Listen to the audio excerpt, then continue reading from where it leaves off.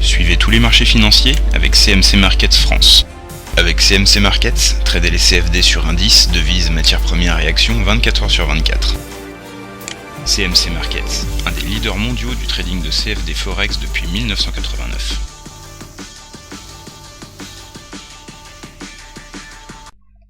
Salut, c'est Trado, heureux de vous retrouver pour l'analyse de l'or et de l'argent, mais cette fois-ci sur les unités de moyen et de long terme, à savoir, a priori, aujourd'hui, l'hebdomadaire.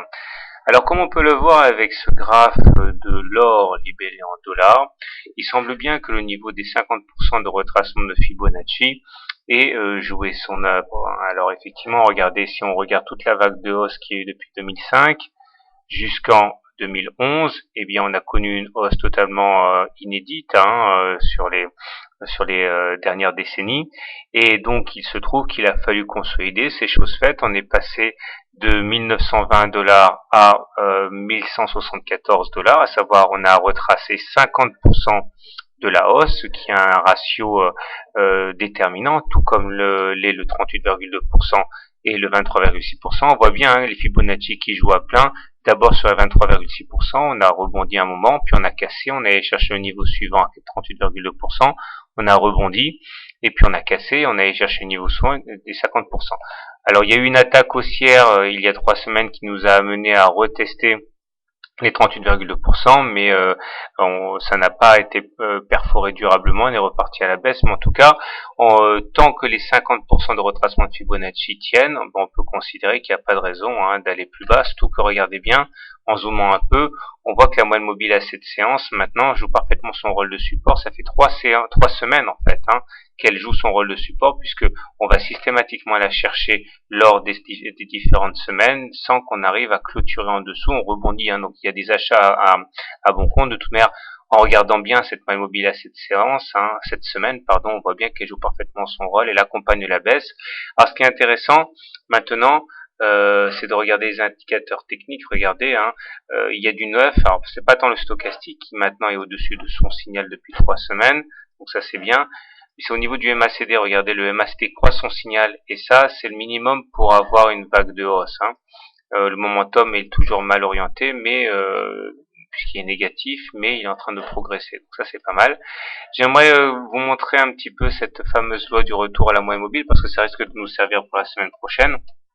Alors, l'idée est la suivante, on ne peut pas durablement être en apesanteur par rapport à la moyenne mobile à 20 séances, ou la moyenne mobile à 20 semaines, ou la moyenne mobile à 20 mois. Il y a une loi d'airain, une loi à laquelle on ne peut déroger, qui est le retour à la moyenne mobile à 20 séances, ou 20 semaines, ou 20 mois.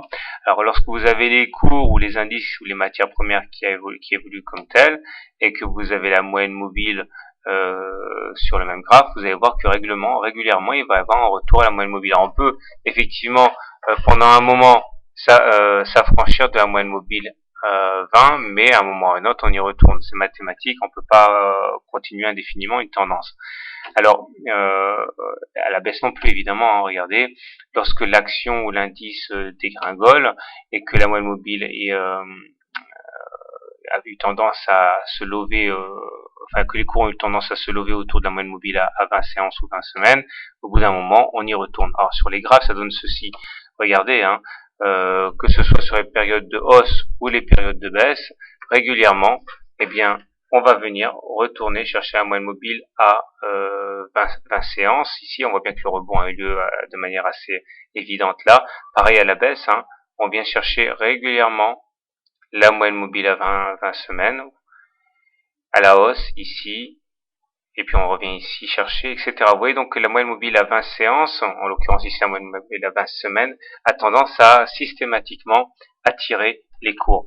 Alors naturellement, ça peut être aussi se faire par latéralisation, c'est-à-dire que c'est pas les cours qui vont aller chercher la moyenne mobile à 20 semaines, mais les cours qui vont latéraliser et se faire rejoindre par la moyenne mobile à 20 semaines, mais généralement ce qui se passe plutôt c'est qu'on va vers la moyenne mobile à 20 semaines. Alors si j'en parle, c'est parce que regardez, la moyenne mobile à 20 semaines n'a pas été sollicitée maintenant depuis décembre 2012.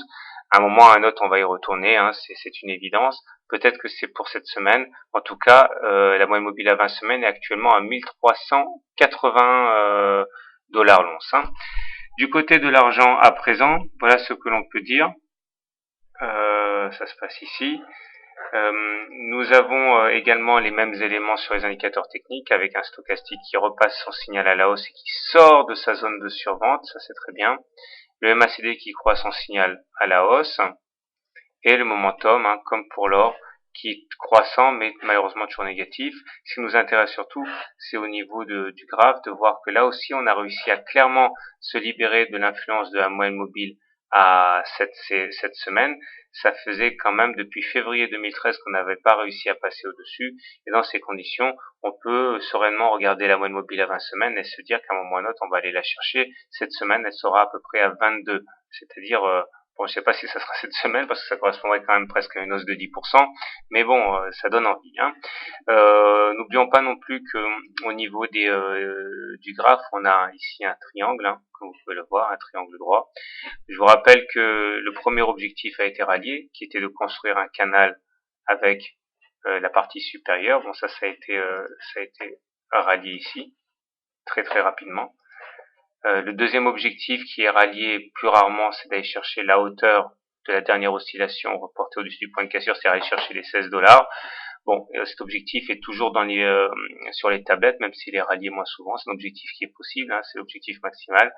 Mais bon, pourquoi pas ne pas plutôt regarder vers le haut, c'est tout à fait jouable d'aller chercher un moyenne mobile à 20 semaines avant éventuellement de replonger pour aller chercher l'objectif baissier. Voilà, je vous souhaite une bonne journée, de bons trades, une bonne semaine et je vous donne rendez-vous donc la semaine prochaine pour une mise à jour de l'hebdomadaire. CMC Markets, un des leaders mondiaux du trading de CFD Forex depuis 1989.